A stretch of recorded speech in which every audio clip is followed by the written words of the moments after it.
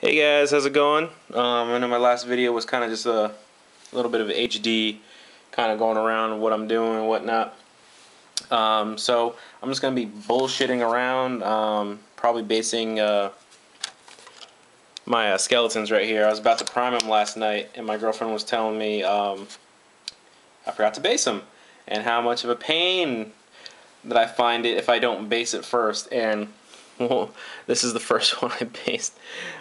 It's the zombie dragon, but I'm using him as the Terrorgeist because I hate the Terrorgeist. It looks really stupid, but the zombie dragon looks pretty beastly.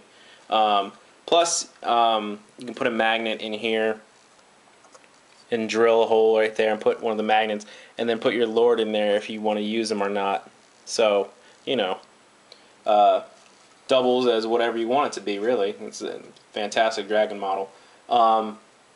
And as you see, I forgot to base it, so I'm going to be kind of pissed off when it comes to starting to paint that. Yeah, I have these ghouls chilling right here in the corner right here. They're not going to be finished because ghouls are more expensive now. So now I have, like 30 plus ghouls that are kind of just sitting on their asses, not doing anything. Unless I want to make a ghoul list, but they're kind of expensive at 10 points a model, I believe. So yeah, kind of grows big if you point wise if you want a ghoul list like that. A horde, is pretty a horde block, I guess, is pretty beefy and hard to go up against, especially when you're doing 2 attacks and they're poison. So the ghouls themselves, cool, but now they're 10 points. Skeletons, on the other hand, are cheaper now. And they come with spears for free, so you can always switch them up when you're getting attacked or making attacked, whether or not you want to or not. I was never really good with those kind of tactics, like switching with spears or not. I'm assuming, though, might as well just use the spears. If you can get Van Hale's Dance Macabre off, because you get that extra attack, so you might as well equip everyone with that round of combat with spears. That way you get the whole horde block. This is going to be a horde of 40, so like as you can see, the movement tray themselves is going to be 20. I gotta either ditch this guy or find an arm because his arm snapped off. Poor guy. But 2 blocks, so 2 20 trays is going to be the 40 horde block of skeletons. And I'm going to need another one of those because now skeletons are good again. Well, not good again. They're genre-wise supposed to be the horde part of Vampire Counts, and now they're, what they really were meant to be.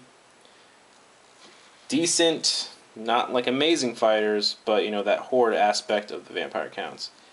And, which was funny because I was remembering a forum talk about making a ghoul list with my previous codex, and I was just like, I don't know if I want to buy all these ghouls, because once the new codex comes out, eventually it comes out. This was like a year or two ago, maybe. Once that new codex comes out, I'm sure they're gonna make skeletons at least decent again.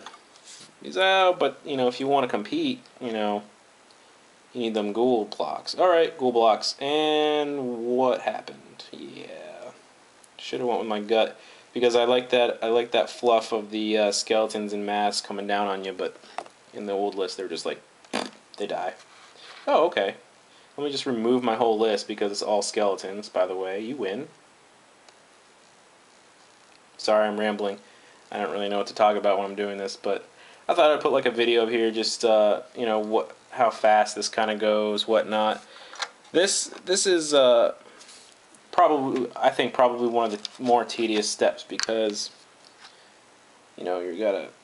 it's something that needs to be done if you want your models to look a little bit better. but it's a step that's just like not fun. I don't think this is fun. I think this is a tedious part. People might find it fun. I think the painting and making the base part is kind of fun. I do that step last, of course, but this part, I'm putting the sand in. Actually, this is what I usually do. I usually take these guys all off and put them in order. By the way, all my models are in a specific order. They're not numbered or anything, but they are in order of being able to fit on the tray and next to each other kind of thing. If they get killed or removed, I usually put them to the side in that type of order. That way I can fit them back in that order again, because sometimes they don't want to line up. You want to put them in interesting poses, but sometimes just because the model is built that way, or because you might have his axe or a sword or a spear kind of flailing around, it bumps into the next guy, and then guess what? Your whole row doesn't fit because one guy is trying to be a hot dog. It's hot dogging it. You know what's really funny too? That this sand is actually magnetized, I guess. Whatever, maybe the minerals in there. So they kind of get stuck on the bottom. So if you see me like picking at it right there. But yeah, I'm trying to get these. I'm very OCD about my models being fully painted before I play with them. So like, I barely get any games in with Warhammer. At least with 40K, it's a little easier because my less point list is complete, so I can crack that out and play with them without feeling like my list is naked or my army is naked. But when it comes to these guys, it's just like, oh, there's so many of them. Like hordes. Like if you want a really good punch with a block, like skeletons or ghouls, gotta have them in horde format and formation, and you realize that there are 30 or 40 skeletons that you have to paint. Yeah. I'm gonna have to recruit my girlfriend to help me with that skeleton. I usually, she doesn't really like painting, I guess, when I ask her for her help. She doesn't really like the painting, like the detail part, but she doesn't mind when it comes to like cranking out a specific color. Like these guys, I'm totally skipping a step on these guys too. See if it comes out good. I think it's going to come out just as good, or not better, but just as good. But she doesn't mind like helping me crank out a certain color. The color that probably will hit all this is going to be the scorched brown. That's my base for most of my browns. So like the skeleton, well, the bleach bone goes on top of that, really, in a couple layers, depending on what I'm hitting and how much I want something to show more. I don't mind the ribs being hit like once with the bleach bone. It's more like the limbs, like the legs and the face that I hit to make sure that's very solid looking. But the bleach bone, or I mean not the bleach bone, going back to the scorched brown, that, what am I at, 9 minutes? That is the major base color for all my skeletons, at least, and my basing. So basically just gonna cover this whole model basically with the scorched brown, because that's the first layer of my base 2, which is the build up from the scorched brown, and I think it's scorched brown, dark flesh, I think. I don't know. I don't have my colors out in order, I don't think. But you know, if you go back in my videos, the dark flesh, bubonic brown to no, that's bubonic brown. Building up the base color, and for them, it's going to be scorched brown, and then a little and layers of the bleached bone, and then I'll hit the detailing. The detailing I save for mainly last. So it's going to be like it's going to be pretty much scorched brown. This is for the bone part. Scorched brown, bleached bone, until it's nice and solid. I'm skipping the wash step I usually do. There's no point of it because the bleached bone covers most of it. So I'm thinking about skipping that. That's the skipping part. And then as the bleached bone is on there, I'm going to do the layer of the red on their sashes and whatnot, like my other skeleton unit, and then put the wash down on that. And then I believe and then I do a little bit of detailing with the trim of the blazing orange on top of that, so it gives it some highlight. And that's the basic skeleton. Turns out really good, and like I said, the basing comes in. It makes them look like extra good because they look very complete. So it's not really like hard, and it's this very simple, and it comes out good, I think.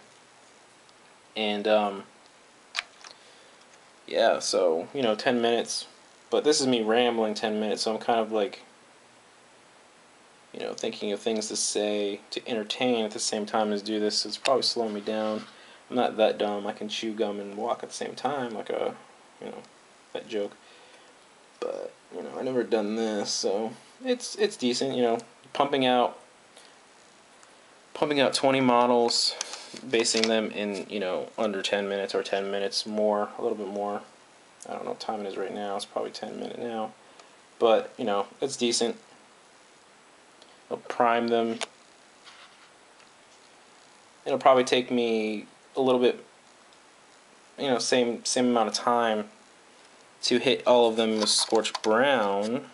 But like I said earlier, if I get my girlfriend, doubles that effort, makes it quicker. Uh-oh, looks like I have a little bit of something in there. Maybe a fucking dog hair in here on that brush. I hate that. Oh well. It's under the sand now. It's not a big deal. I just wipe the excess on the sides here. Forgot to do this. Forgot to clear the bottom, or else they stand up on the grains. 13 minutes, so I'll stop it there. But I will say,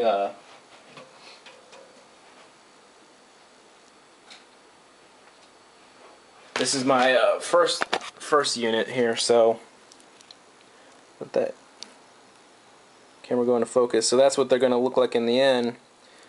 So you can see like the sand part right here. This is a thicker sand that I used, so it'll look a little bit more fine. But otherwise, that's what they're going to look like. Alright, so I'm going to finish these guys and continue on.